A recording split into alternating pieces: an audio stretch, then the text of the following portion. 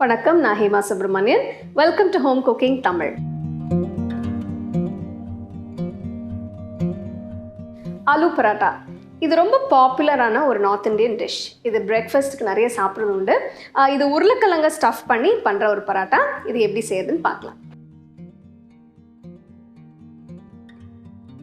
ஆலூ பராட்டாக்கு முதல்ல ஒரு பவுலில் 2 கப் கோதுமை மாவு எடுத்து அதில் 1/2 டீஸ்பூன் உப்பு, 1/2 டீஸ்பூன் ஓமம், 1 டீஸ்பூன் எண்ணெய்,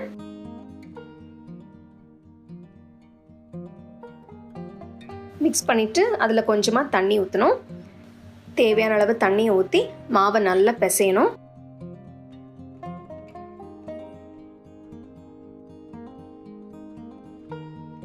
மாவை நல்லா ஒரு 10 நிமிஷத்துக்கு பிசைங்க. பிசைஞ்ச பிறகு பார்த்தீங்கன்னா நல்லா சாஃப்டாக இருக்கும்.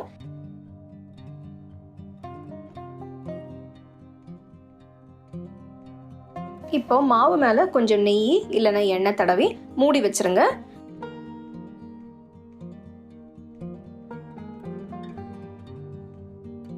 அடுத்தது நம்ம உருளைக்கிழங்கு மசால் சேர்ப்போம். இதுக்கு ப்ரெஷர் குக்கரில் 4 பெரிய உருளைக்கிழங்கு எடுத்து நல்லா வேக வச்சிருங்க.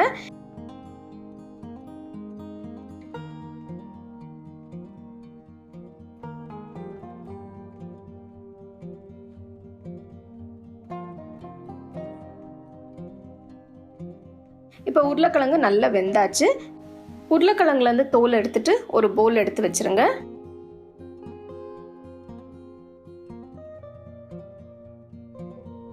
வேக வச்ச உருளைக்கிழங்க ஒரு பொட்டேட்டோ மேஷர் வச்சு நான் மேஷ் பண்ணுறேன்.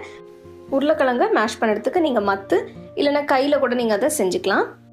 உருளைக்கிழங்க நல்லா மசிச்ச பிறகு இதில் 1 டீஸ்பூன் காஷ்மீரி மிளகாய் தூள், 1/2 டீஸ்பூன் கரம் மசாலா தூள், 1/2 டீஸ்பூன் சாட் மசாலா தூள், 1/4 டீஸ்பூன் உப்பு, பொடியாக நறுக்கின கொத்தமல்லி கொஞ்சம், 2 பச்சை மிளகாய் பொடியாக நறுக்கினது, இது எல்லாமே சேர்த்து நல்லா மிக்ஸ் பண்ணிக்கோங்க.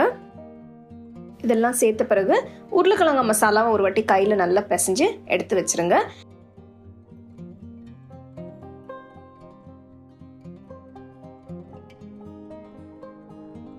இப்போ நம்ம பராட்டா செய்ய போகிறோம்.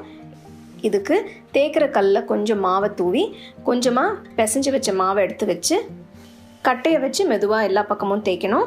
பாதி தேய்ச்ச உடனே கொஞ்சமாக அந்த உருளைக்கிழங்கு மசாலாவை நடுவில் வச்சு தேய்ச்சி வச்ச ரொட்டியை சீல் பண்ணணும். எப்படி செய்கிறேன் பாருங்கள். ஸோ இந்த மாதிரி செஞ்ச பிறகு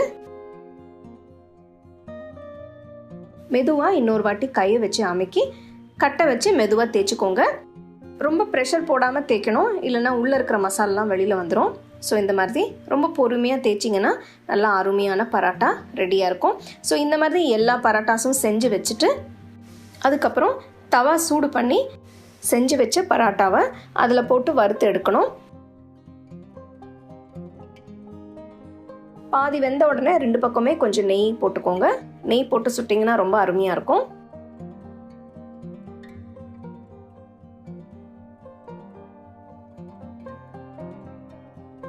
பார்த்தீங்கன்னா நல்ல பொன்னிறமாக வந்திருக்கு. ஃப்ளேம் மீடியமில் வச்சு வறுத்திங்கன்னா பராட்டா உள்ள வரைக்கும் நல்லா வேகும். பார்த்தீங்கன்னா பராட்டா நல்ல பொன்னிறமாக இருக்குது. 2 பக்கமும் நல்லா வெந்திருக்கு. இந்த மாதிரி எல்லா பராட்டா சுட்டு நல்லா சூடாக சர்வ் பண்ணுங்க.